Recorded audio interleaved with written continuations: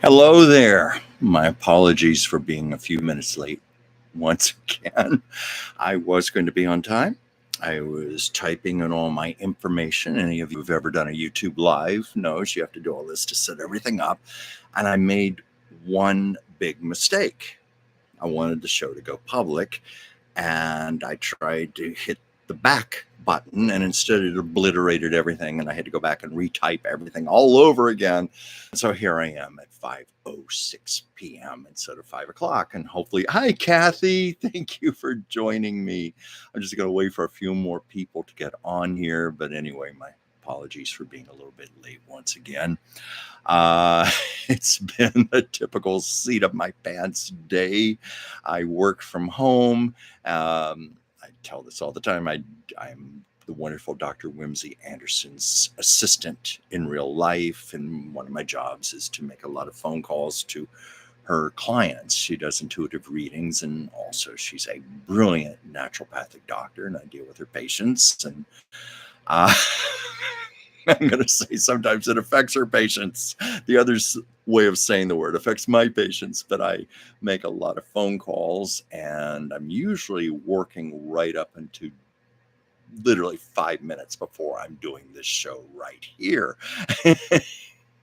I think of the Hi Ward. Thank you also for joining.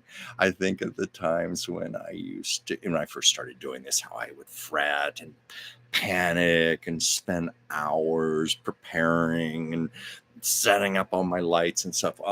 All that went out the window. I learned quickly, mostly from wonderful people like you, Kathy Ward, other people who tune in, that it's just fun to be freeform with this show and let it go in whatever directions it wishes to go.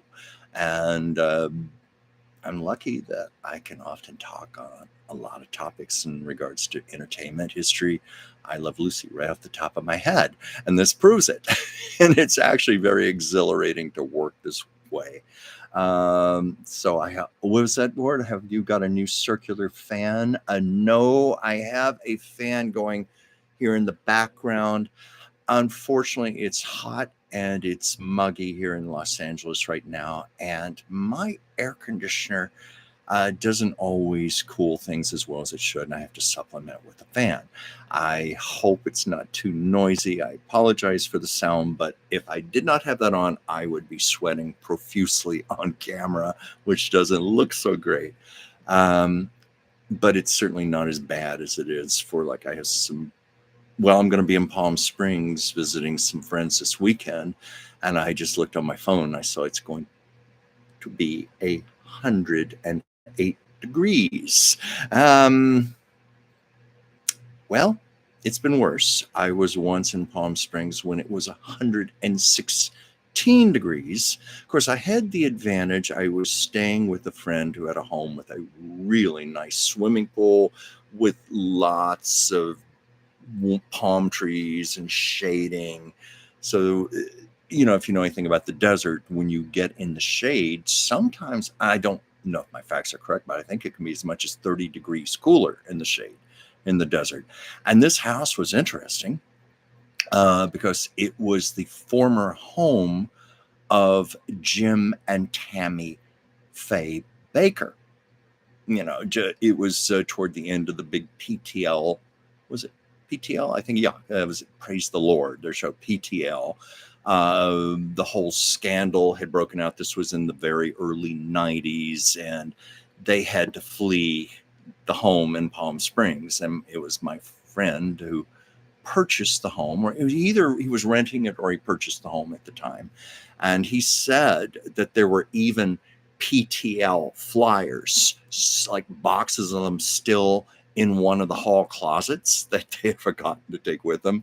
But yeah, that was a time in Palm Springs I remember because of the house, the pool, but also the 116-degree weather, which is just freaky to me. It's that's a temperature you have on Venus or Mercury, not the planet Earth. But then Palm Springs has also been known to get up as high as 122 degrees. And I think it has even gone higher than that on some rare occasions. I think the highest temperature ever recorded in America was 131, and that was in Death Valley.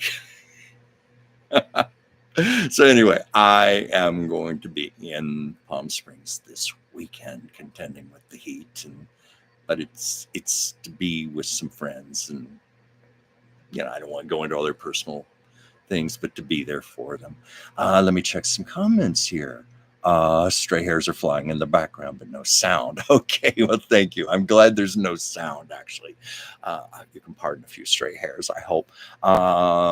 How are those springs holding out in this heat and extra warming springs? I'm not sure what you mean by springs. Do you mean like water springs or what? Sorry, I tell people not to send me messages during the show, but they do it anyway.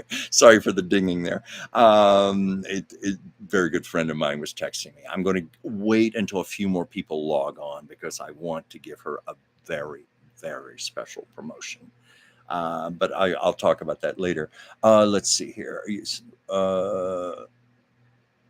Wait, award. Yeah, back when they ripped off so many trusting grandmas had money. Oh, yeah, you're Jim and Tammy Baker. Yes, it was pretty despicable. That there was a wonderful movie, the Eyes of Tammy Faye.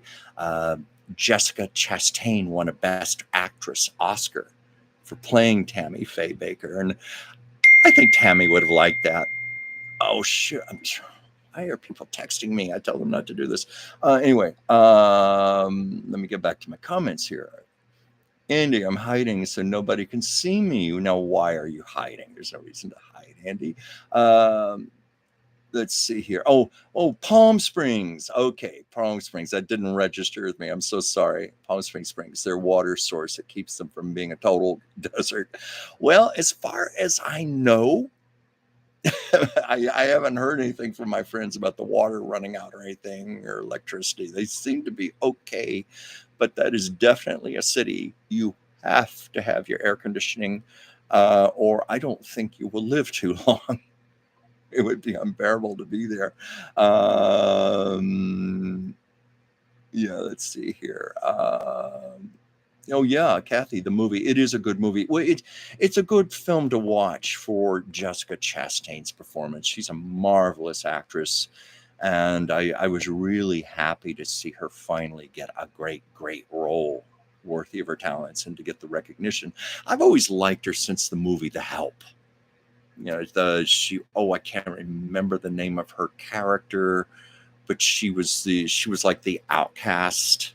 She was shunned by local society in the little southern town, and Octavia Spencer came to work for her, and she had a beautiful heart, and she developed this incredible friendship with Octavia's character.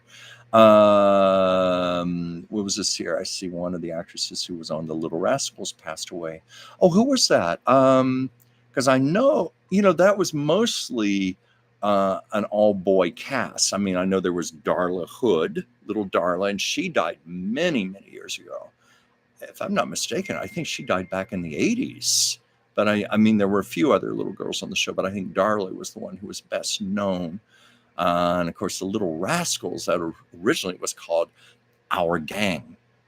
And I think when Hal Roach, the producer, sold the rights to MGM for legal reasons, they had to come up with a new name. And I'm trying to think, who is texting me here? Anyway, nothing important. I just wanted to make sure there. I think it said her name on the show was Effie. Oh, I'm not familiar with her. Alfalfa's girlfriend, Effie. I know. I thought that was Darla. Darla was Alfalfa's girlfriend.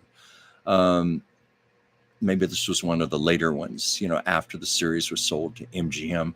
I know the series began as silent movies in the late 1920s. And then, of course, in the sound era, 1929, it transitioned over and played all throughout the 30s. But if I remember correctly, it finally ended in 1944. And I haven't seen too many of those latter episodes that they did. I know it had a following. I always loved the one Our Gang Follies, which was, I think, 1938. And that was a rare instance where they had a very big budget and the kids were playing their grown-up versions. But when Alfalfa owned this really swanky nightclub and Darla was the singer, I think it's really cute. Oh, I didn't know that Ward. Nanette Fabray was in one Silent Little Rascals as a child. And I think Mickey Rooney was also. Well, Mickey Rooney, he started out in a series of silent shorts called Mickey Maguire. Mickey Maguire, I think. I forget how long it ran, but he had easily one of the longest film careers anybody had. I don't think he had the Guinness Book of World Records, but I think he was probably the biggest star to have had such an incredibly long career. I think it began in those silents with the Mickey Maguire around 1926, 1927.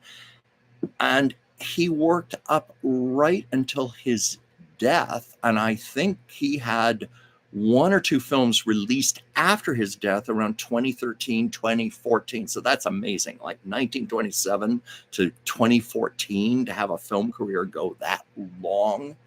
Unbelievable. And really blessed. I've been to his grave. He's buried at Hollywood Forever Cemetery. Someone was asking me last week about celebrity grave sites, and I have a few videos on my channel, places like that. And the main reason I was there that day was because Judy Garland, of course, is technically not buried. She's interred. She's in a wall crypt, a beautiful mausoleum that was built just for her. It's called the Judy Garland Pavilion. And there are spaces there, presumably for Lorna, Liza, and Joey, her three children, if they so choose to be there with their mother. There are spaces. And then I understand for a very, very exorbitant price, you too can be interred next to Judy. They have all these spaces in there. And I saw a handful, but last year and the year before, when I was recording a lot of on-the-spot videos for my channel, many times when I do a story about Judy Garland, I thought, well, it'd be kind of fun to go to her gravesite and just stand there with Judy's wall crypt beside me. I've always done it very lovingly and very respectfully. And thankfully, most people have recognized that.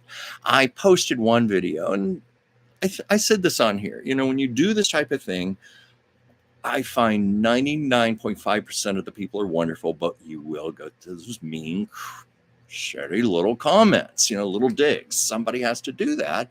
And this woman said, well, this is very disrespectful to Judy. How dare you go to her grave and start making jokes and talking about her? And I wrote back, ma'am,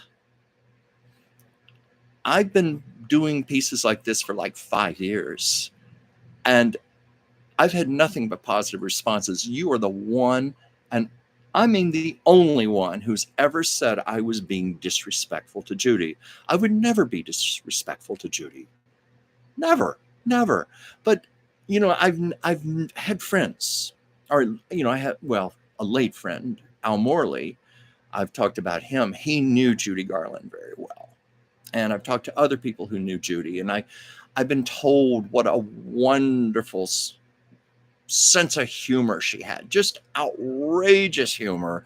And she loved self-deprecation, good-natured self-deprecation jokes, and she was always kidding. And in my opinion, in my heartfelt opinion, I think she would love it that I would come there and tell little stories about her life in front of her gravesite. And I think Judy would get the heart, get the love, and thankfully most people do get that. There were some other comments here. Oh yeah, I know that story about Carl Switzer was his name. He played Alfalfa, and that's true. He was shot to death. It was some brawl over a debt. Andy, you say it was over $50. I don't remember what it was, but I know it was like some petty little thing like that, and the fight escalated, and the person had a pistol and shot him, and he was very young when he died. I think it was in 1959. I don't know what his age was. Um, he was best known for playing Alfalfa, and as with the case with most of those child actors, it was pretty much over. Once they started to grow up, there's always like the Elizabeth Taylor or the Jodie Foster, the one who starts out as a child star and goes on to become even bigger and win Academy Awards and all that. Well, most of the stories, sadly, were like Carl Switzer's. He just did little bit parts here and there. We all know the movie It's a Wonderful Life. The big scene in the high school gymnasium with the swimming pool underneath the, I believe, the basketball court, I believe it was. And you see these two young men, and one of them says, well, I have the key that opens it up. And anyway, that was Carl Switzer, when he was more grown up, and you probably recognized him. And also in the movie White Christmas, what was it? The Haynes sisters, sisters, Rosemary Clooney and Vera Ellen. I think there was a scene where they're showing a picture of their brother or something. Anyway, they used Carl Switzer's picture in that. Let's see here. Where's some other comments? Only 6 actors from Little Rascals are alive today. Really? I'm amazed that many are even living when you consider the very last short, let's see, 1944. Well, that's, 81 years ago. And then the first ones were in the 20s and the 30s. So, you're talking, well over 90 to 95 years. So that's astounding. I'd like to look those people up and see what they're doing now. If I wonder if they still give interviews or make appearances. But thank you for telling me that. Oh yes, Lord, you're right. One of Elizabeth Taylor's first movies was with Alfalfa, Carl Switzer. There's a sucker born every minute. Yeah, you're right about that. Yeah, I remember. I'm trying to remember. It's been many years since I've seen the silent Our Gang series, and I don't know if any of you are familiar with Black Hawk Films. It's a company that's long been extinct. It's gone. But when I was a kid, this was back in the era before VCRs, and DVDs, and things like that. It was when we had Super 8mm home movies, and home movie projectors. And Black Hawk Films sold prints of a lot of these great old movies, like these old silents on Super 8mm film. And I used to save up my allowance money. I didn't get Our Gang, but I used to get Charlie Chaplin and Laurel and Hardy and W.C. Fields and Buster Keaton. And that was when I was really young. And I had a just conventional silent movie projector. And that's when I was really discovering my love of old Hollywood. Like when I was about 12, 13 years old. And PBS at the time would show a lot of great old silents. One summer they were showing like comedies. That's how I discovered Harry Langdon. In fact, that's Harry Langdon's autograph right there. That's him. Harold Lloyd, Charlie Chaplin, all of those. This wall here is silent screen stars, Clara Bow. But I just, when I was like 13 or so, I fell in love with Harry Langdon, Charlie Chaplin, Buster Keaton, Harold Lloyd. I was just mesmerized by their genius and how well those films held up so well. And that's how I got into it. I started buying movies, and then, of course, any book I could find on the subject. And that's when I started discovering biographies and autobiographies, a lot of these old stars. I just fell in love with the era. And oh yeah, the Keystone Cops, Andy. Yeah, Charlie Chase, Thelma Todd. Yeah, yeah. You're reminding me of the Black Hawk Films catalog. It would come out, I think, like every 3 months or so. It was like a seasonal catalog, and I would always look at it. I would just wait for it when it'd come in the mailbox, and I would just pour through them. I burned those pages into my head.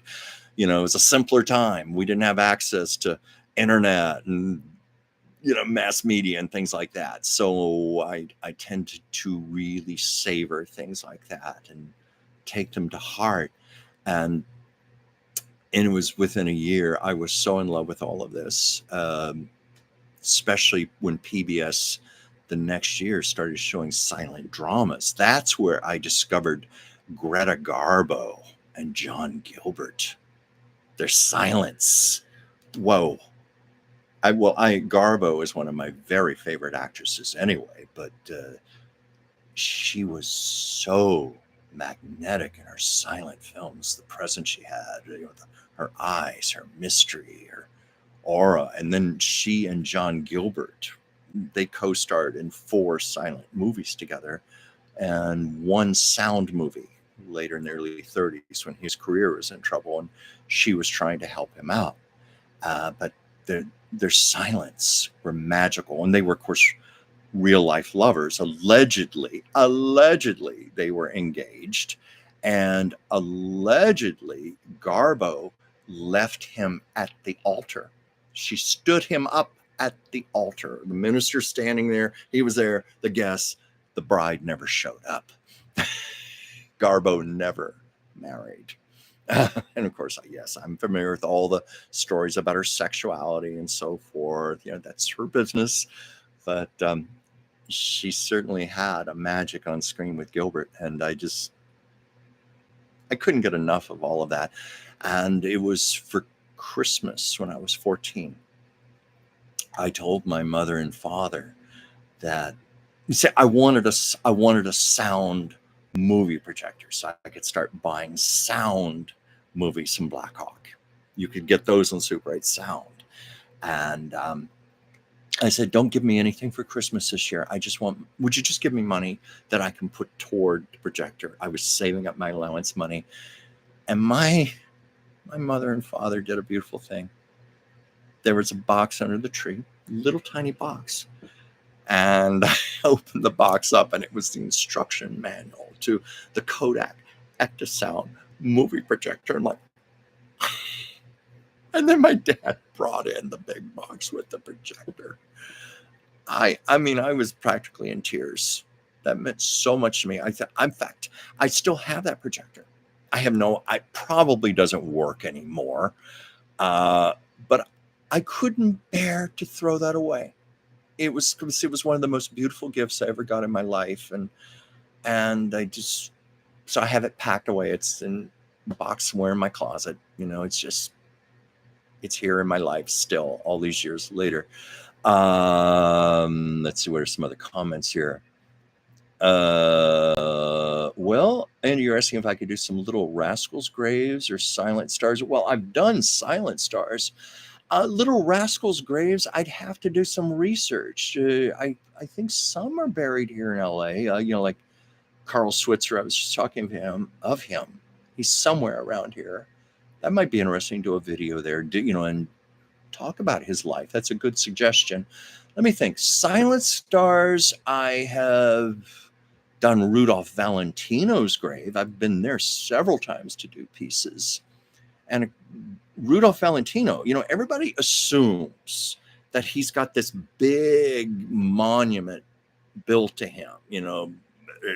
We hear all those stories about the woman in black every year on the anniversary laying a red rose on his grave and all that. Well, anyway, the truth is his grave, it's in a mausoleum in Hollywood Forever Cemetery, but it's a modest little grave just tucked away in a corner no fanfare. Now, it's my understanding, the story is that was meant to be a temporary grave until a monument could be built for him. Because if you've ever been to Hollywood Forever Cemetery, there are some very ostentatious graves. Like, for example, Douglas Fairbanks, Douglas Fairbanks Sr.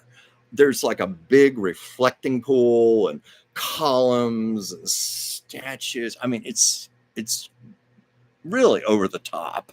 But I think there was intended to be something like that for Rudolph Valentino. It just never got built, and he never got moved from that temporary grave. And of course, now he's been there for 100 years because he died in 1925, and it's clearly going to be his eternal resting place. But yeah, I've done a piece from there. I think I might have done Norma Talmadge. I'd have to really think, who else have I done? I've got to go back. I've got so many videos, and I haven't done any new videos in like over a year. My bad. I know, my bad. I need to get back into that. It's just I was pouring so much energy into the production of those videos. I mean, like 10 hours a day was being devoted to projects like that. You know, you have to shoot it, you have to edit it and post it. And I was doing 2 and 3 of those a day. And it was just, you know, I was so burned out, and I wasn't getting to do my other things like my writing, my art. I needed to put it on the back burner of the stove for a while. That's one of the reasons I do this live stream every Monday, because I want to have something to keep my channel alive, to keep it in the algorithms. Plus, I love connecting with all of you. You're all so sweet to be here every week and join me. And so I do it for you too. It's fun. Oh, Goddess Val, thank you for joining. Hello, I'm listening on the TV tonight. Can't make lots of comments. Okay, Val, it's just nice you're here. Let's see where Valentino was single at the time. His family was still back in Italy. So who would have paid for a fancy grave for him? Well, presumably, you know, he had a lot of money of his own. He was a big movie star, major movie star at the time of his death. He died. His career probably hadn't even peaked yet. I think there were also discussions of like donations, you know, to build the monument for him. I don't know all the specifics there, but that is a point about his family being back in Italy. But I mean, but Valentino was anything but indigent. He was quite wealthy, so I'm sure the money was there.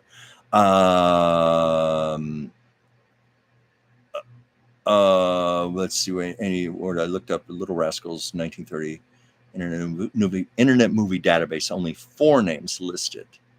Well, I don't know. It could be 4, 5, 6. You know, it might be hard to determine, and I'm sure these are the more obscure names also, because I know all of the main cast members have definitely passed on from Little Rascals. You know, remember the bulk of those shows. Those shorts were made well over 90 years ago. You know, of course they were little kids, you know, but they'd be pretty elderly now.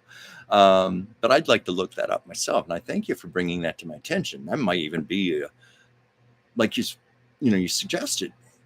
Maybe I should go out to Alfalfa's grave and talk about him, because it is quite a tragic story.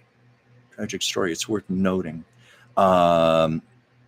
What was that, Andy? A name just popped into my head. Douglas Fairbanks Jr. Yeah, Douglas Fairbanks Jr. is he's buried with his father at the gravesite. They're both together. You know, the big I was talking about the big reflecting pools and all the columns, marble columns, and so forth. My one-time friend, Miss Corby, worked as a script woman on The Little Rascals. I knew that. She also worked as a script woman for Laurel and Hardy. The Little Rascals and Laurel and Hardy were both done at the Hal Roach Studios in Culver City near MGM. And my cat Sasha's down here. She may jump up any moment. Hey, Sasha, do you want to be on the show? She's looking at me like, I don't know.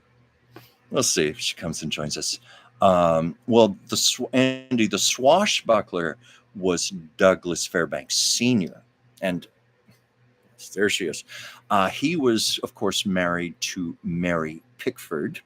They were said to be the first Hollywood power couple. Now we have Brad and Angelina and why am I blank? Lucy and Desi, Richard Burton, Elizabeth Taylor, all these power couples. But Mary Pickford and Douglas Fairbanks were definitely the first big power husband and wife. And of course, they had a mansion in Beverly Hills that they christened Pickfair, combining their names. And that used to be the, and I mean the capital THE place to go in Hollywood, for social events, parties, receptions, and, an invitation to Pickfair was considered very coveted and very prestigious. And Mary Pickford lived there until her death in the, I believe it was the mid 1970s. And it was still standing until the late 1980s. Let me see. Jerry Buss owned it for a while. The big joke there, it was called Bus Fair. But the unfortunate thing is that Pia Zadora, remember her? Pia Zadora and her millionaire husband bought Pickfair and tore it down so they could build something else. Now, there are different versions of the story. Pia Zadora has taken enormous flack over that, because Pickfair was considered a historical monument, cultural importance, and she tore it down. Well, she said in an interview it was because it was infested with termites and it couldn't be saved, and the only thing to do was tear it down. But there are others who say that's BS. Anyway, that's what happened to Pickfair. Let's see here. Fairbanks once played Catherine the Great's husband in an English film. But it was rather anemic and coy compared to the Dietrich version. Well, who really wanted to make a movie about Catherine the Great was Mae West. Mae West tried for years and years to get financing. She had a dream in the night, which I think it went back to the late 30s. She wanted to make a beautiful Technicolor production about Catherine the Great, and I don't know if that was how much that was going to go into, like the naughty little stories about the white stallions in her bed, and May probably would have had to have been typically coy with the censors and getting around things like that, but it would have been a great vehicle for her. And I believe she did do a stage play based on Catherine the Great, of course, injecting her Mae West persona into it. But I was always sorry she never got to make that film when she was in her prime. Oh my God, Andy, Pia's 71 today. Is today her birthday? Was she in the movie Santa Claus Conquers the Martians? That sounds like something Pia Zadora would do. She had a really disastrous attempt at film stardom. I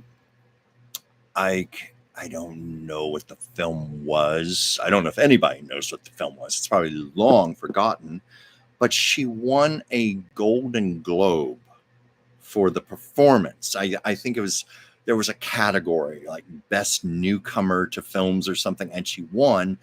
And it was immediately controversial. Immediately. It was like people at the ceremony are like, what?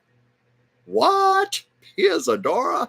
And the press got a hold of it, and it turned out that her millionaire husband had bribed a lot of the voters, wined and dined, did little favors and things, because at the time, I don't know what it is now, but at the time in the early 80s, I think there was something like 83 members of the Hollywood Foreign Press Association who voted on these awards.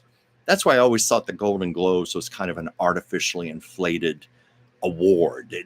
That's been given a lot more importance and gravitas than it really deserves to have if you've got that few people voting for the awards. But anyway, that's what happened. It came out that a lot of members had been bribed and paid off, and it didn't do Pia's career much good. It really hurt her reputation and just further reinforced the fact she was looked upon as a joke.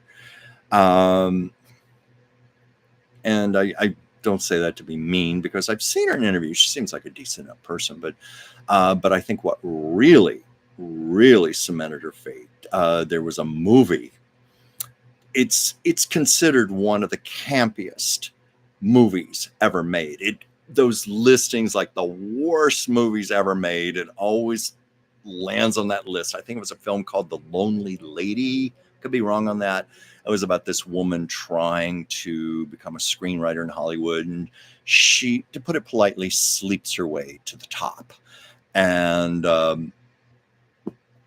I remember catching it on cable TV, and it was one of those unintentionally funny films, like so bad that you're just you start laughing hysterically. It's so awful. Her acting is so bad, and the writing was so bad. And I haven't seen this in like 30 some years, so maybe but I'm recalling there was a scene at the end of the movie where her character wins an Academy Award. And she gets up to accept her Oscar, and she uses that moment in her acceptance speech to extract revenge. And she's looking at the audience, and she goes, well, you, and I, fuck you.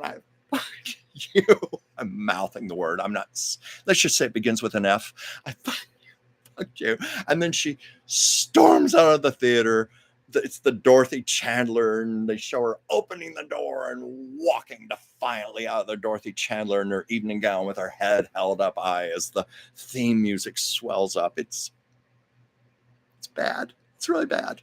But anyway, Pia Zadora reinvented herself as a singer, and she actually has a good voice. But the problem with Pia Zadora, she was technically a very good singer, very proficient, nice range and so forth. But a good singer needs to have emotional range also. And there was always something, and I wasn't the only one who noticed this. I talked to others who saw her perform and said there was just something very sterile about her. Like there was no feeling, there was no emotion. It was like somebody, say, taking piano lessons with no talent, but they can learn how to plunk the tune out on the piano, but there's no feeling, there's no emotion. It was almost like that. Oh, as good of a singer as she technically is. And let's see. Oh, hi, Joyce. Thanks for joining. And yes, extreme brands. Yes, the Lonely Lady put a stake in her career. For anyone who's ever seen the movie. Let's see. Ward, she was a fantastic talent, but also her. Oh, okay. Well, you're talking about Marion Davies here. Okay. When you said a fantastic talent, I was like, oh, wait, are we talking about Pia Zadora here? No, Marion Davies. I will agree with you. A marvelous talent. Marion Davies was a gifted impressionist, a mimic. And a lot of people don't know that about her. She could imitate a lot of her fellow co-stars. She was a wonderful comedian, an effervescent comedian. And in the few times she was ever allowed to do comedy, she just sparkled. And that's where her personality came out. The unfortunate thing, her lover, William Randolph Hearst, her benefactor, he kept insisting on her doing like heavy dramas and like costume period pieces and that type of thing, which just didn't suit her and frankly turned off her audiences as well. But she was a very talented woman, and where her reputation really, really got hurt to this day. To this day. In fact, Orson Welles, back in the 80s, when he would do talk shows, sometimes he would address this and say how truly remorseful he felt for this. But anyway, you know what I'm saying here. The movie Citizen Kane, which was not so loosely based on William Randolph Hearst and, of course, Marion Davies. And in Citizen Kane, he becomes involved with this woman who's a no-talent opera singer. I mean, tone deaf, just a horrible, horrible opera singer, but he's determined to make her a star at all costs. No matter what, he's going to make her a star. And she's just so untalented. And the critics turn on her and the audiences. Well, anyway, because it was allegedly based on Marion Davies, it has stuck that Marion Davies was a no talent and she was a joke and she would have been nothing had it not been for William Randolph Hearst financing her and financing all these productions for her and using all of his clout to make her a star. And the reality is she would have been a star in her own right. And Orson Welles said, I deeply, deeply regret that I hurt Marion Davies like that. It's so unfair. And of course, Marion Davies had died back in 1965, and this was 20 years after the fact. But Orson Welles was just saying, please, I did not mean this to hurt her. You know, it's anyway, what are some other comments here? Let's see. And where are some other comments here? I love those Sherlock Holmes movies. Yeah, those are good. Nigel Bruce. I've got enough people here that I want to do a promo because this is for a close friend of mine who is going to be launching. And Joyce, she's your friend too. It's Anastasia Pavlov. She's been on this show a few times. She is going to launch her own live stream tonight, 7 p.m. Pacific, 10 o'clock Eastern. It's on a channel because I am so technically dumb here. I know if I knew how to do this, I could just have it right here on the front of the screen. But this is her channel, The Sacred Spears. I'm going to hold this up for a moment so you can write this down because she's going to be on in an hour and 12 minutes. And I would consider it a personal favor if you check her out. Just log on to, even for a few minutes, log on and check her out and just give her, help her out because she doesn't have a lot of subscribers right now. And I want people to find her. She's a brilliant, brilliant person. Any of you have ever seen her here on the show, her mind is extraordinary. Her creativity is extraordinary. And I'm sure Anastasia will not mind me saying this much because she's going to be an open book on her own show, and it's her right to talk about this. But I'll just share with you what I know she will be talking about. She had some really bad blows a little over a week ago. She broke up with her boyfriend, and then 5 days later lost her job.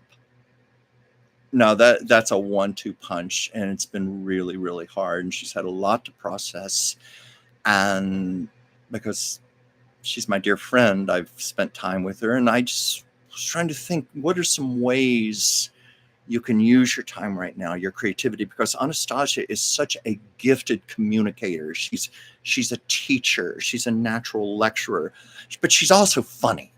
One of the things I'm trying to get her to do is stand-up comedy, and I'm sure she's going to be incorporating that. She's outrageously funny, outrageously intelligent, just so brilliant. And I said, why don't you try something like what I do with, this live stream that I do on Monday. And then, of course, Tuesdays, I do my show with Dr. Whimsy Anderson, Taco Tuesdays, on her channel, the Oracle of Whimsy. And I know many of you have watched that show, and I'm very appreciative of that. Thank you. It's a very different show from this, because that show we talk about a lot of current events, what's going on in the news, and I have to do my homework and be a little more on my toes with that. This is more freeform. But anyway, I suggested to Anastasia, why don't you do a live stream from your home? This will just be very therapeutic for you. It'll be good for you, because she loves entertaining. She loves being around people. And I think you're going to discover that with her. And I know I'm going to be watching her show at 7. So please, her channel, The Sacred Spears, and it'll be coming on 7 Pacific, 10 Eastern, even a few minutes. I know it'll mean the world to her if you watch her for a little bit and maybe give her a few comments and, like and subscribe, send her some hearts, all that good stuff. Anyway, what's this here? Where was it, Andy? When does she do live? Oh, do live. Well, I'm sure you heard that. 7 o'clock Pacific, 10 o'clock Eastern. Ward, to be clear, I'm referring to Miss Anastasia's 1-2 punch in the last week. Oh yeah, no, I more or less figured that. That's what you meant. Yeah, that was awful. A lot to come back from, but she's resourceful. I think we all know what that's like. We sometimes have to have our cry. We have to, be in despair for a bit. And then we say, okay, now what? What are the next steps? She's a gifted artist. She's a writer. She's a comedian. She's hoping to go back to grad school this fall. And I think you're going to really enjoy watching her live stream. This is going to be her very first show, and I'm so proud of her. And I said, I am going to give you a plug on my show and see if I can persuade some of you to come over and just check her out. But she's going to do something ambitious this week. She's going to do 5 nights. I said, are you sure? 5 nights? And she realized maybe that is a little ambitious, but she said, you know what? I'm going to stick to it for this first week and just see where it goes. And then I'll make a decision from there. But I have a feeling she's going to stick with her schedule. And anyway, thank you for that little endorsement there. But I really want to help her out. And I hope you remember her from being on this show. Yes, Joyce, 7 Pacific time, 10 Eastern. Yeah. Oh, yeah, she will be thrilled to have you join, Joyce. Lost my train of thought there. She and I last night, I was helping her get set up because, I know what it's like. Believe me, I know it's like. When I first started doing this show and I started doing Whimsy's show, I was making probably every technical mistake you could possibly make. Mistakes with the lighting, mistakes with the sound, the Wi-Fi, just going on live. It's a lot. So we were doing some test shows last night, just trying it out. She'd go on for a few minutes. Okay, can you see me? Can you read the comments and stuff? So I think she's pretty set up and ready. And knowing Anastasia, she's probably sitting there all excited. I don't know if you're watching, Anastasia. Well, I don't think you are, because you have to focus on your show right now, but I know you're excited and I'm excited for you. She's been on here. We have done some really outrageous stuff. We've done things like put my iPhone on a selfie stick and hold it out while we're walking down the sidewalk, because she and I are both inveterate walkers. We like to do a lot of our thinking while we walk. So many times we do that together. And a few times we'd put the phone on a selfie stick. And the funny thing, because of camera range, the stick would show in the view and it looked like we were like walking a horse or a pony or a big dog or something. But we did some shows like that. And she's been here with me on the couch. We've done some shows.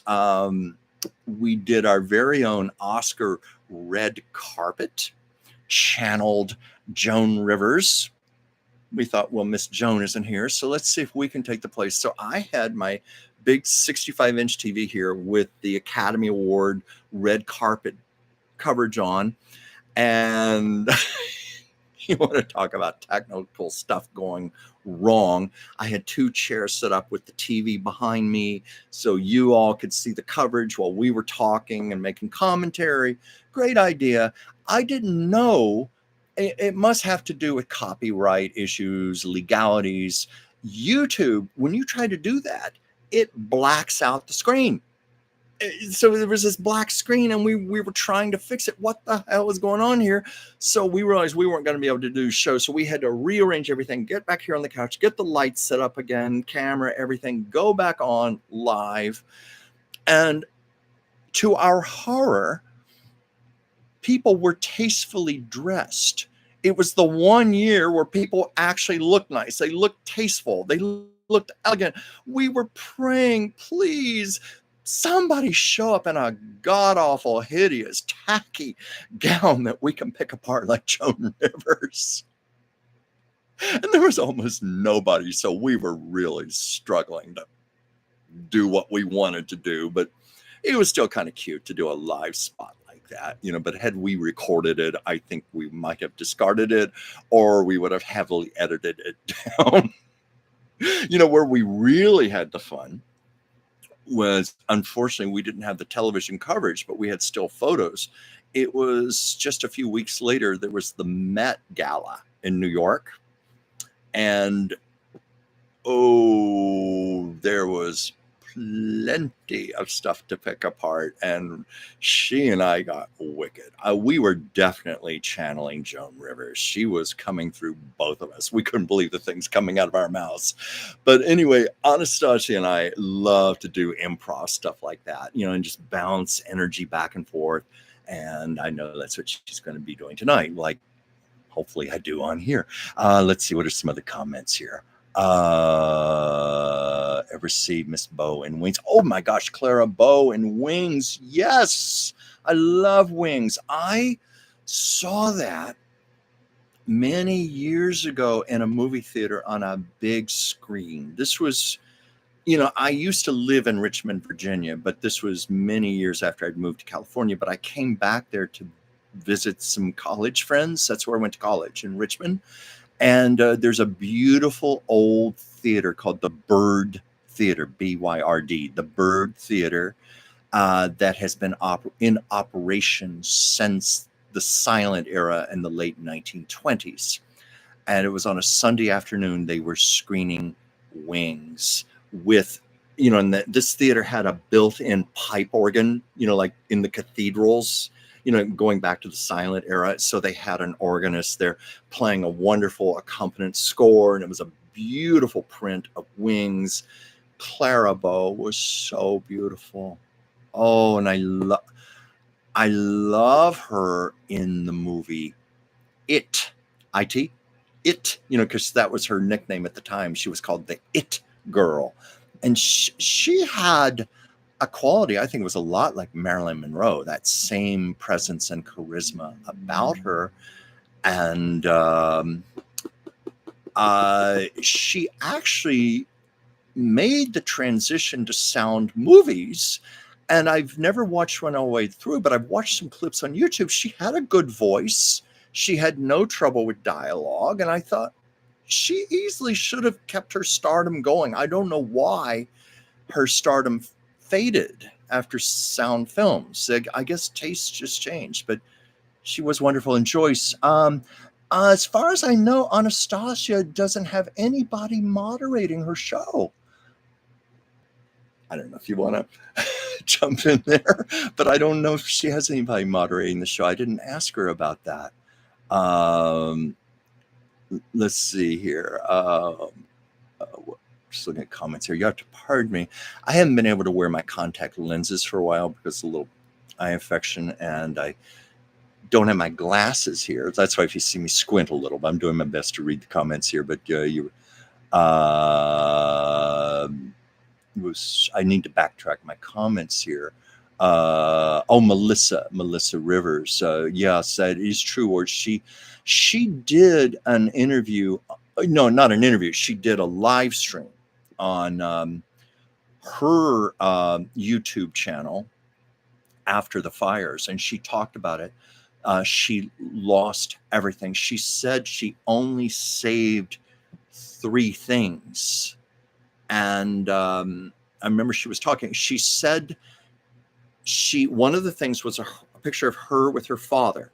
And she said she knew there were hundreds of pictures on the internet of her and her mother, Joan. So she could replace a lot of pictures. But because she had to get out of the house fast, she had to just think, what do I grab? What do I grab? So her rationale was she would be able to replace her pictures of her with her mother, but not with her father. But she said the main thing she saved was her mother's Emmy. It was the only Emmy Joan ever won. And it was after a very, very low point in Joan's life and career. It was right after, she had been fired from her talk show on the Fox network. It was supposed to be a big competition to Johnny Carson, and it just got obliterated. And then her husband, Edgar, committed suicide soon afterwards. He had been the producer of the show, and he was blamed for the failure of it, and it put a lot of strain on their marriage. And he killed himself. And then because of that time and the tragedy of it, I think today it might not hurt a person's career as much, but at the time it nearly destroyed Joan's career. Because of all that tragedy, her husband's suicide, a lot of people didn't want to hire her to do stand-up comedy anymore. And she lost a lot of her contracts. And she even lost her agents, her management. They said, we're sorry, we can't represent you anymore. We can't get you work. And she said that her income fell to about 1/16 of what it had been. And she was bankrupt and deeply in debt. And she managed to get a daytime talk show. And it ran for 5 years. And she won the Emmy for Outstanding Talk Show Host. And you want to have a good cry, it's on YouTube. Joan Rivers Emmy win. She got up there and she lost it. She just started crying and saying, if only my husband Edgar could be here. But he made a decision, and she talked about that, and she was trembling. And Melissa said that Emmy was so important to her mother because that Emmy symbolized she had come back. She had risen from the ashes. She had come back. And that's why Melissa wanted to save that Emmy. And I remember, anyway, it's very moving. You might want to check that out on YouTube also. I'm giving all kinds of promos today. But those are two pieces of Melissa Rivers talking, and on her channel. You can find that easily enough. I don't know what it's called. It might be just Melissa Rivers.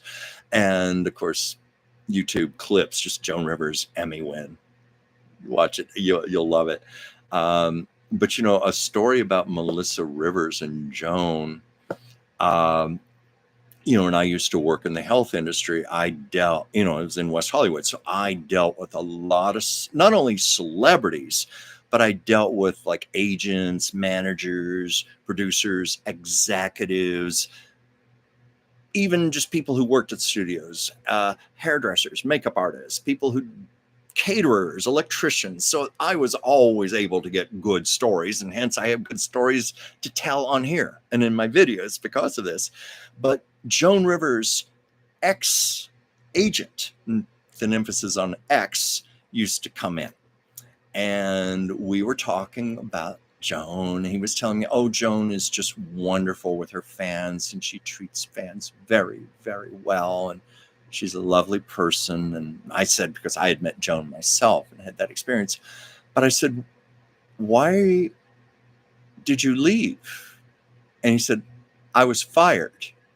Joan fired me. And I said, why?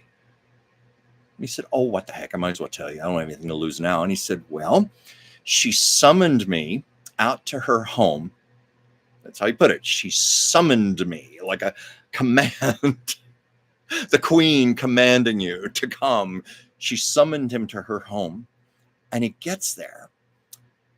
And Joan's very serious. And she says, I want you to make Melissa a movie star. And he looked at her. I want you to make Melissa a movie star.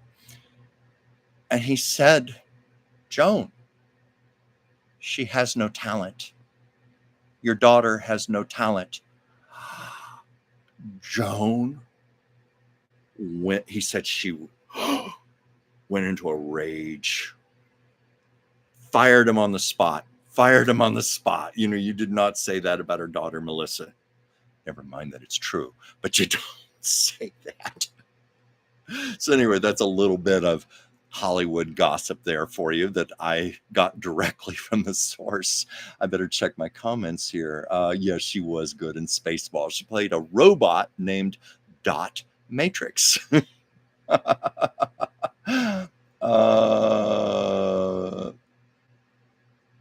Let's see. No, I hadn't heard that John Candy's son is going to be in a movie, and Rick Moranis. Oh, yes, I heard that they were going to do a sequel to Spaceballs. Yeah. You know, I had a friend of mine met John Candy at a football game. I think it was a football game. Might have been baseball. So it was just the sweetest, warmest, most gracious guy. And, oh, yeah, I know it's John Candy's story. You know, the Maureen O'Hara, her very last movie, they played mother and son. And the story goes, you know, of course she had been a great star, but you know, she was older now. She was past her prime. They gave John Candy, because at the time he was a big A-list star, they gave him one of those big 40-foot trailers with, you know, all the amenities, the flat screen TV and all that, and the couch and the liquor bar and all that, you know, and the shower and the bed, and you know what I mean? Just, he was treated as a big A-list star. Maureen O'Hara, they gave her like a tiny little hole in the wall trailer. You know, it was like 10 by 10 feet. It was like nothing. And John Candy was outraged. How do you treat a star like Maureen O'Hara like that? And he went to the producers and he demanded that they give her a trailer on par with his trailer. And they said, no, she's an old has-been actress and we don't have it in our budget. No. Answer is no. John Candy went back to his own trailer, packed his stuff up in some boxes and things, took everything out, and then he took his keys and he gave it to Maureen and said, this is your trailer now. And Maureen O'Hara, from what I understand, was in tears. She was so moved by that. And then later, I understand the producers relented and they heard the story, and then they gave John Candy another trailer. But he got her his trailer. And I saw an interview on Johnny Carson where she was talking about him. I remember her like taking his hand and saying, this man is such a gentleman. And he was so beautiful to work with. I mean, she just really praised him. Yeah. Oh, Andy, Joyce, I can't wait to see her live. Oh, that's great.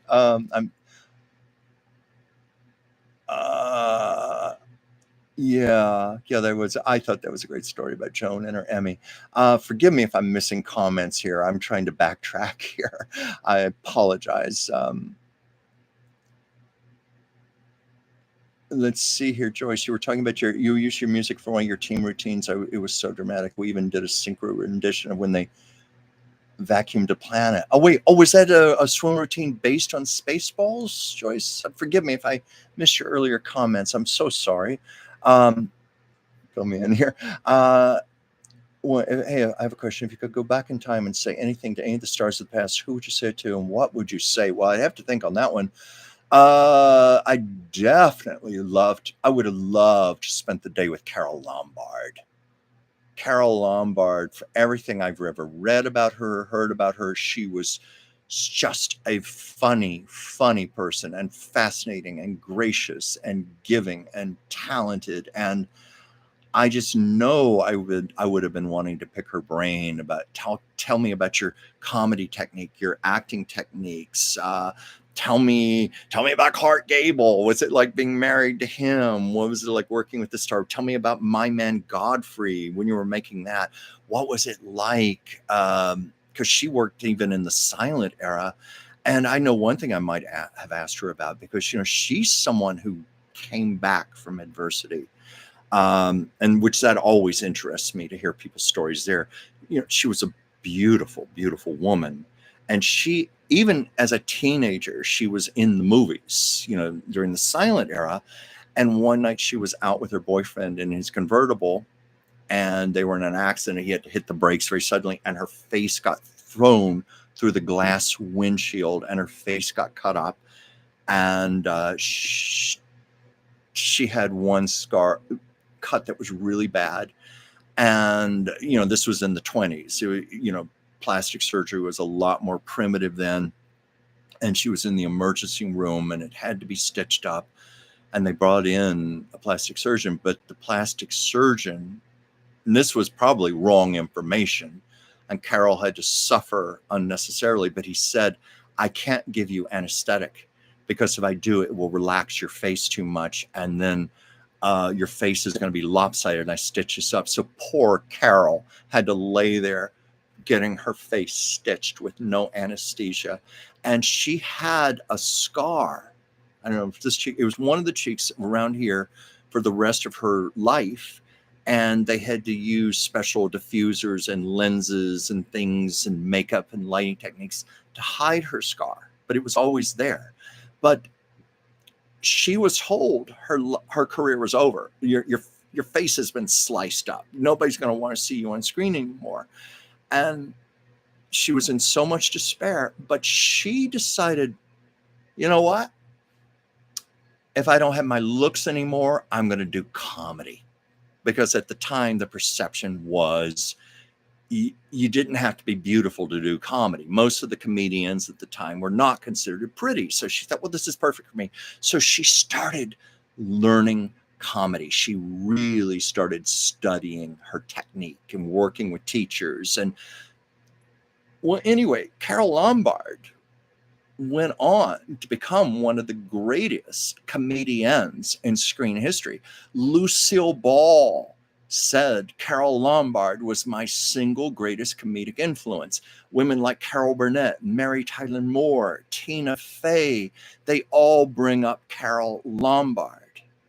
And it was all because of Carol, that accident, and her deciding, I'm not going to succumb to this. I'm going to make this work for me.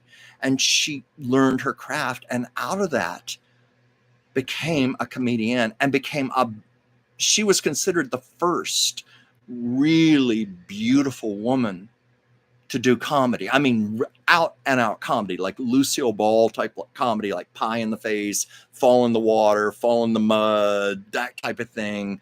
But she could also deliver. She had wonderful line delivery and so forth. She was just a brilliant comedian. And I think, you know, you asked me, what would I ask her?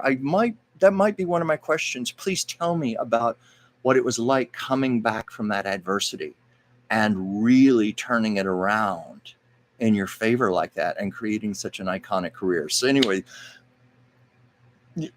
thank you for that question. That wasn't something I could give a simple answer to.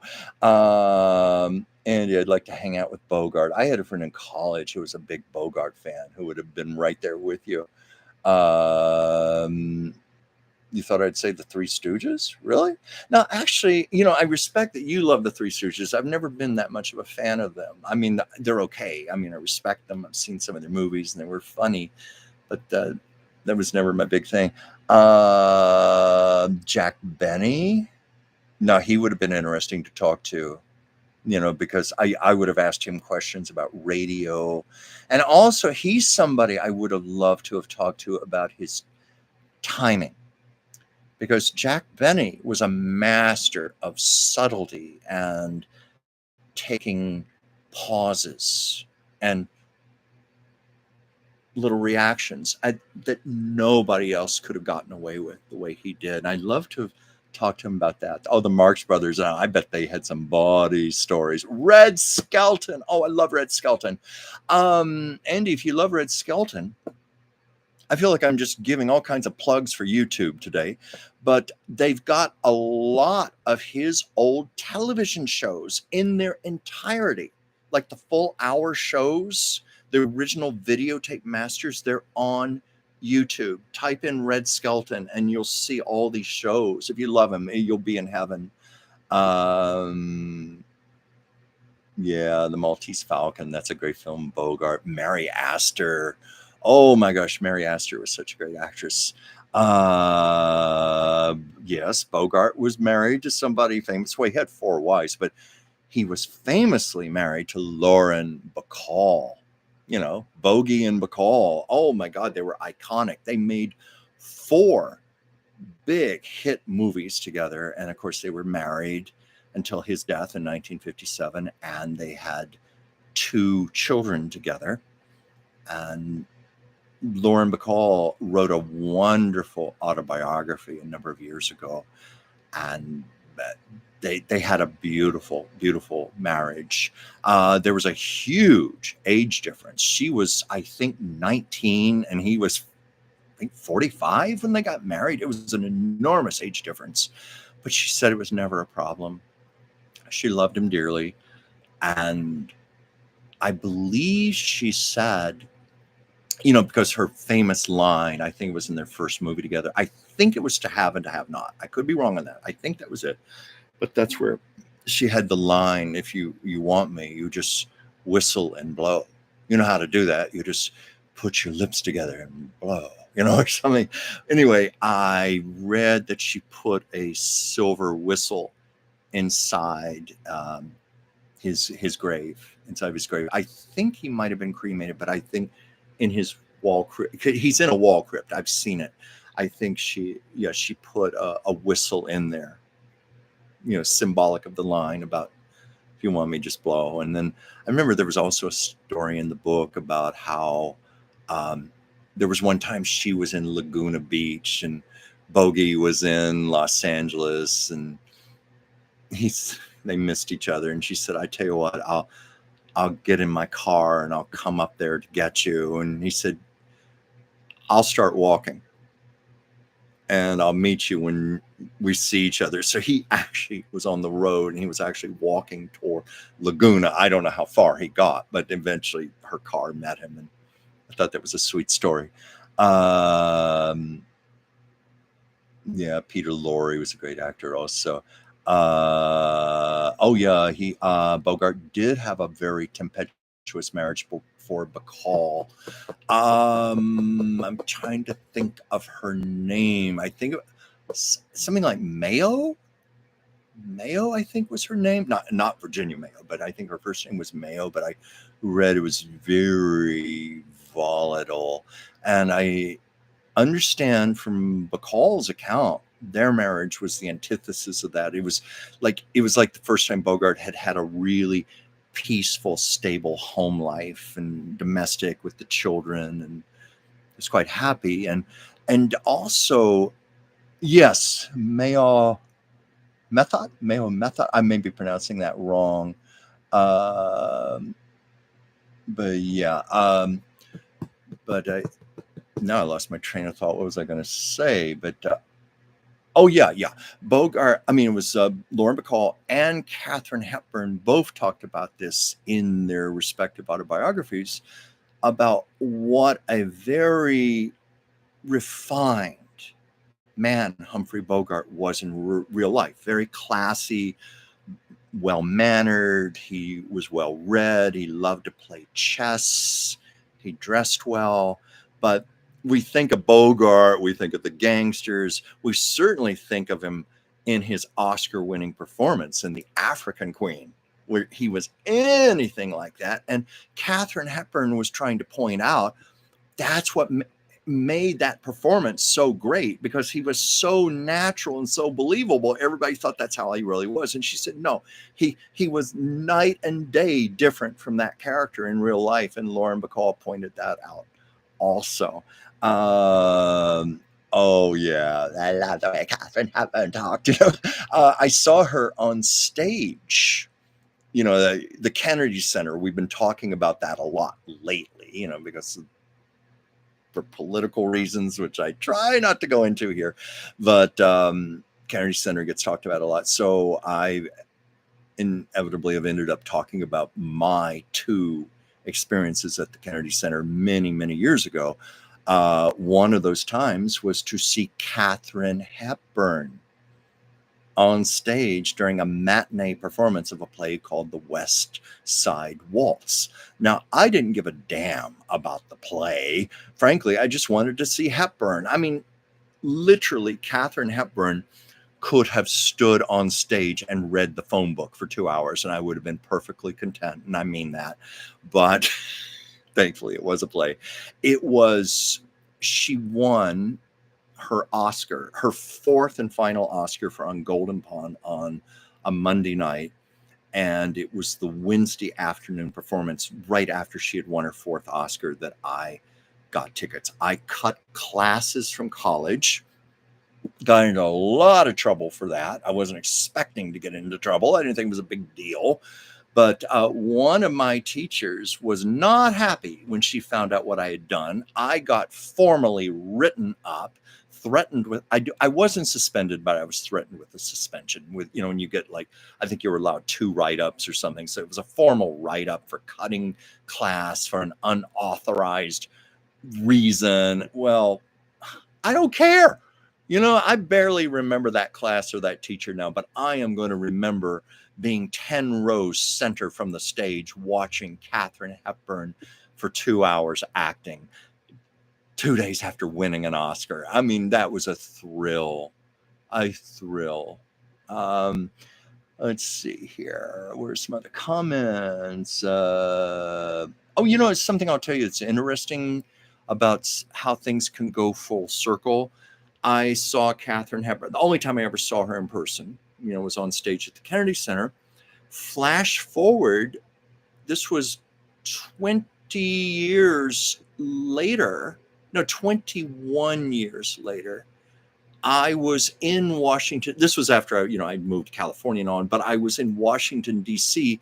because my niece was getting married in Alexandria, and my sister and I were walking around the mall in Washington, D.C., and I was actually standing in front of the Kennedy Center when a pop-up bulletin appeared on my phone saying Katharine Hepburn had just died. And I thought, oh my God, that's where I saw her. And now I'm here getting the bulletin, so it was a little weird, the synchronicity of it. What was that? Neither stars died at over 100. Bob Hope, George Burns, Kirk Douglas, Olivia de Havilland. Well, people are just living a lot longer now. I think we're going to see more stars doing this. Dick Van Dyke, he turns 100 in December. I hope he makes it. I met him once. Really, really sweet man. Really sweet. I think I've told that story. I met him alongside Rosemary and Larry Matthews, who played Little Richie. He couldn't have been more wonderful. And he was in his mid-80s then. Still looked great, mind very sharp, but I've seen him on interviews now. His mind is still, his personality is still very much there.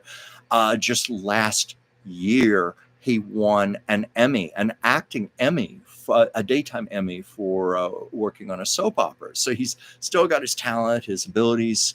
Some of the others, I heard George Burns was not doing too well toward the end. I heard until he was about 98, 99, he's okay. But as a story I heard, he had a bad fall in his shower and he hit his head around the age of 100. And he was never, poor man, he was never quite the same then. And I don't think he lived too much longer past 100.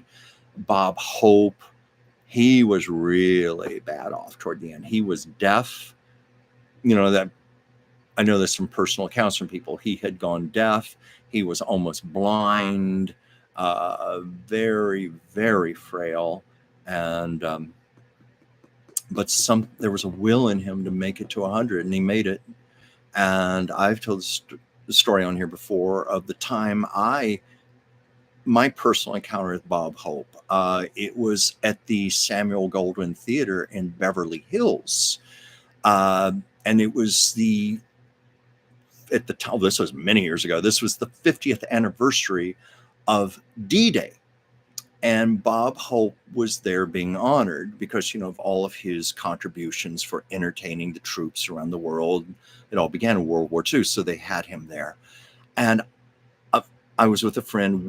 Because of my friend and his VIP status, we were able to sit in the very front rows, like the first 3 rows. Bob Hope was about 3 or 4 seats to the side of me. And, there were a lot of, frankly, boring little speeches and stuff. And I was watching Bob Hope there. He was all slumped over. He couldn't hold his head up. He was frail. I think he was 93 at the time. And he looked like the oldest man in the world, just with his head all slumped over and everything. And then, now this is the magic of a star. It came to the part for his tribute, and the movie screen came down, and they started playing film clips, and they were showing a clip of him entertaining the troops with Bing Crosby. That famous song, and mares eat pears and does eat oats and little lambs eat ivy. That song. I wasn't watching the screen. I was watching Bob Hope. I wanted to see his reactions. And I swear it was like turning up the dial on a dimmer switch, like dark, and turning on the light. I watched this old man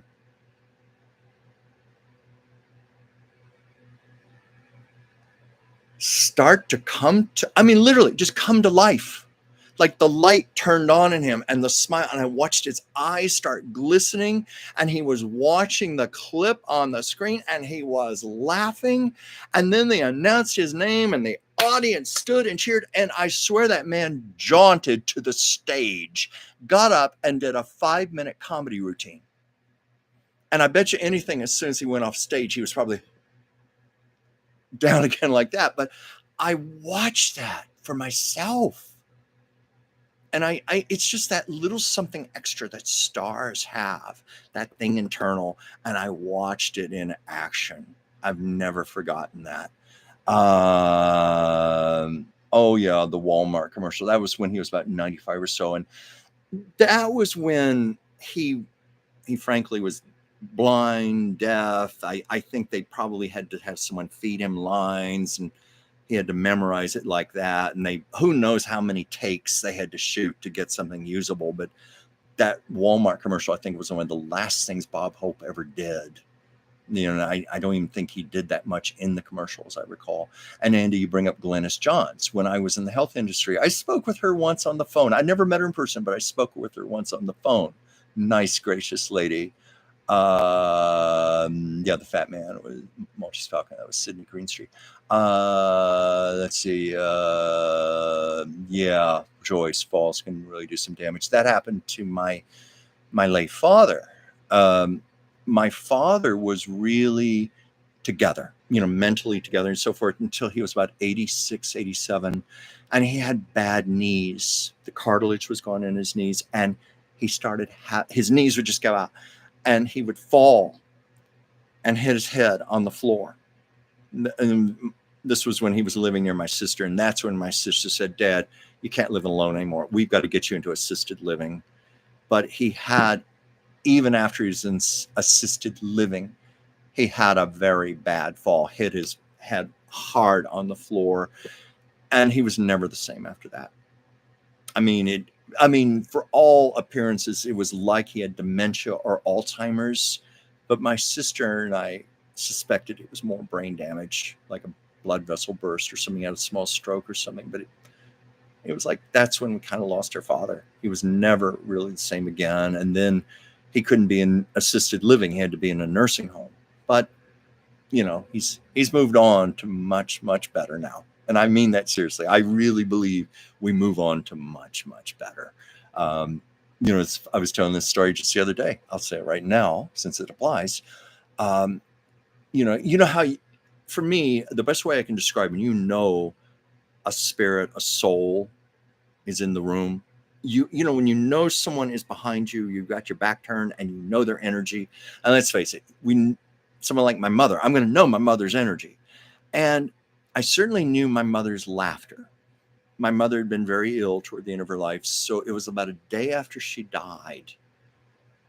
I knew I knew she was in the room, but I could hear her laughing and laughing and laughing. And like I said, I knew my mother's laughter. I could hear it. I could feel her laughter. And I could feel her just saying to me, don't be sorry for me. Be happy for me. Be happy for me. I love it here. It's wonderful. I'm out of that body. I am happy. That's what she was telling me. And I've had other people tell me similar stories when they've lost a loved one. Um, yeah, well, I extreme brains. Yeah, he certainly was conserving his energy, but if you had seen him the way I'd seen him, he was really out of it. It was like he was barely even conscious. He was just gone, his head down, and but yeah, he may have been conserving some energy also, but still, it was fascinating to watch that transition take place. Um, oh, Andy, I'm sorry your dad died from a massive brain bleed. Yeah. Oh, so sorry. But yeah, my dad, we don't know for certain, but definitely the hitting his head on the floor did not help him at all.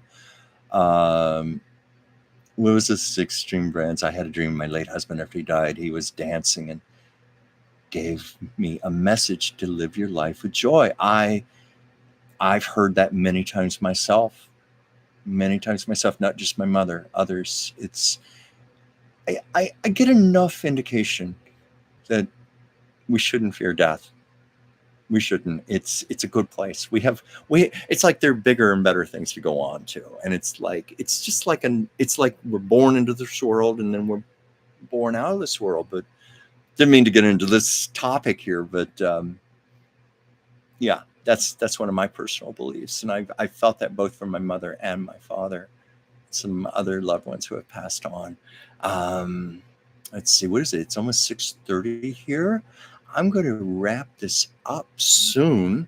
But does anybody have a final question or comment or anything I should elaborate on? I'm certainly going to give one more plug. So, can get the ice pad to work here. It's the Sacred Spheres. This is Anastasia Pavlov's channel on YouTube. Hold it up for a moment. Please, even just for a few minutes, log on and check her out, and leave her some comments. It's going to mean a lot to her. I really, really have high hopes for her with this. I think it's going to be a very good creative venture for her. I think it's going to take her in some new directions, some unexpected creative directions. I know she's one of these people. She has so much on her mind and in her heart to share, and she certainly shares it with me. And I'm glad that I've encouraged her to share this with the world. So that's why I'm holding this up. So you can be sure to get this: the Sacred Spears, Anastasia Pavlov. She'll be coming on in little less than half an hour. And let's see, also on Tuesdays, it is my great honor to work with my magnificent friend, the Dr. Whimsy Anderson. And she's the one who got me started in all of this. She has been my mentor on so many levels. And she's the one who persuaded me to start doing live videos. She persuaded me to do her Tuesday show with her. And we just have so much fun. And of course, it is geared more toward current events and news stories. But one thing Whimsy and I have been doing is getting a little sillier, a little funnier, because we have the foundation of our great friendship going back about 11, 12 years. And that's how we always were when we worked together. I laughingly say we used to get in trouble at work for talking too much. Our bosses would chide us for talking too much. Two professional adults in the medical health industry, and we'd be chided like we were in kindergarten. And I always love to say on Whimsy's show, well, there's nobody to stop us now. And let's see, what else? There's some comments here. Oh yeah, this New Year's Eve will be 10 years. Your dad's passing, Andy. Well, let's see. My dad died 2009. June. Oh my God. Today, it was June 16th, 2009. That just hit me. Okay, see, that just hit me. Today is the 16th anniversary of my father's passing. Now, that's irony. That's spirit in action there. That may even be my dad prompting me to mention him. And my mother, she passed away August 9th, 2003. And what was really amazing about that night, my mother, I've talked about this before. She was a very volatile woman. She had a temper. She could be very explosive. She was basically like Carol Burnett's Eunice character. I mean that very seriously. She talked like Eunice. She acted like Eunice. She even had the hairdo like Eunice. She had the Southern accent like Eunice. Everything. And I told that to Carol Burnett when I met her the first time. It was 10 days after my mother died, and I got to meet Carol Burnett and hug her and talk to her about my mother. And I said, my mother was a real life Eunice. But yeah, what I remember was Mars. The planet Mars was the closest it had been to Earth in 80,000 years. It was so close. It looked like a big little pinkish red, orangish dot in the sky, like a big star. And I thought it was just like my mother to pick the day, Mars, Mars, the war planet, all that, to pick that day to depart the world. It's just like I've talked about my dear friend, the movie actress Evelyn Keyes. She was a very vibrant, vivacious lady who really lived. She was passionate about life. Well, she died on a July 4th. And I thought, coming from a place that maybe our souls pick when we decide to leave, I thought that's so much like Evelyn to pick a day when there's going to be fireworks and festivities all over the country to send her off. That was just like Evelyn Keyes. God bless my dear Evelyn Keyes. I miss her all the time.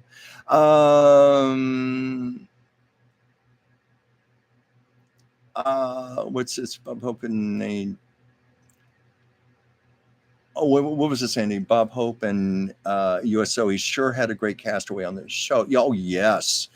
Well, because Bob Hope was so persuasive and he was such a big star in his own right, it was considered an honor to be in his USO shows. And a lot of those stars, they had to endure some really harsh conditions, like sleeping in tents on battlefields. I forget who this star was. She was very big in the 1940s. I know that much. And she said they were in Asia and they were in like a little tiny plane and they got caught in a monsoon storm and the plane was being thrown about all over the place and they did not know if they were going to live. So these people put themselves in danger to entertain those troops. Martha Ray, she was a gutsy woman. She did it all the time. She insisted on putting on an army uniform and being out there with the soldiers on the battlefield, sleeping in a tent, cooking over a fire, using the latrine, all that. Just like she was very much like a real soldier. And that's why I know this came up on the show once before. I mistakenly said Arlington National Cemetery. I think it's Fort Bragg. Correct me, please. I could be wrong again, but she was given a full military funeral, and she was treated. She was treated like a heroic soldier. And from what I have read of soldiers who were on the battlefield with her, they've written accounts and they said she was a really gutsy, great lady. And she was out there very much to lift morale and entertain those people and keep their spirits high and keep them enthusiastic.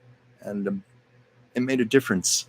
Oh, yeah. As I just said that, I look at a comment here. I heard Martha was very brave and respected for her military work. I think she was even, again, I would have to check my sources here, but I think she was even awarded some very prestigious medals. She might have been given the Medal of Freedom. I know at the Oscars, she was, for her work with the soldiers, she was given the Jean Hersholt Humanitarian Award. Very prestigious honor. And I'm here I go again, plugging YouTube. That the clip of her accepting the award is on there, and it's very heartfelt. You know, Martha Ray, you know, is usually very bawdy and very outrageous. She was solemn and serious, and she was really taking it for the honor it was. And she spoke from the heart in her speech. It's really lovely. And my friend Al Morley, that I mentioned, who knew Judy Garland, he also knew Martha Ray very well. I started to say Maggie because that's what Al used to call her, Maggie. Maggie Ray, Maggie. Oh, I was out with dinner. I had dinner with Maggie the other night and things like that. And I remember how sad my friend Al was when her health started to seriously fail. And I think she had to have a leg amputated, and she was in a wheelchair. And I remember Al being very sad. And he said, "Oh, she's just dying piece by. They're taking pieces of her already. She's dying already." That's the way he put it. And they amputated her leg. And he loved her dearly. Okay, Fort Liberty, formerly Fort Bragg. Okay, thank you, Andy. Yes, I knew it was in North Carolina. She was buried with full military honors. Thank you for verifying that. I said that I was like 95% sure of that, but she earned it. She deserved it. What was that? I wish I could meet somebody who knew a lot of those great stars. Well, you're meeting me a little. I have met a lot of stars. You know, a lot of it had to do because I was in the health industry in West Hollywood for so many years. And then just events I'd get invited to, sometimes even private parties and things. That's the thing about living in LA. It's very hard to live here and not encounter celebrities. I remember when I first moved here, I'd been here like 3 weeks and I hadn't met a celebrity yet. And my neighbor said, "Oh, don't worry. You're going to meet them. You're going to meet them. You can't help it. And sure enough, you see celebrities in the grocery store. You see celebrities in the post office. You see celebrities at Target. I mean, you know, many of them are just like regular people. They want to do their own shopping, do their own errands, pick up their own dry cleaning. But I encountered many in my line of work, and a small handful I got to be friends with, but I emphasize a very small handful, mostly acquaintances, but enough where I could be on first name basis with them, talk with them, share a few stories, that type of thing. Hey, Chris, thanks for joining. Oh, thank you. Let me mention everybody hit that like button and subscribe. Well, thank you. I think most of you are subscribed on here, but hey, Chris, I always appreciate you join on here. I'm just about to sign out. And Chris, I don't know if you heard, but I was giving a little promo to my friend Anastasia Pavlov. She's making her debut show tonight in about 20 minutes on her channel. I'll show it one last time.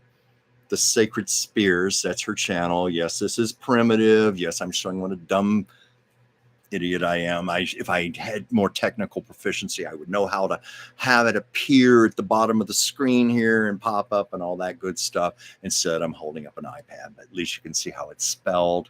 But I'm going to sign out now because I need to eat a little dinner, and I'm going to be on giving my friend some support on her show. And I promised her I'd try to get a few people to come over because you guys are so nice to do this for me, and maybe you'll join her too. And I always have a good time. This show means a lot to me. You mean a lot to me. And I will be back here next week. I'm going to be in Palm Springs this weekend to see some friends, and also for a friend, his spouse passed away, and I'm going to the memorial service. So I'll have some Palm Springs stories, hopefully, to tell next Monday. But I will be here same time, same place, 5 p.m. Pacific, 8 p.m. Eastern. And thank you so much. I'm going to sign out and say goodnight for now. Bye-bye.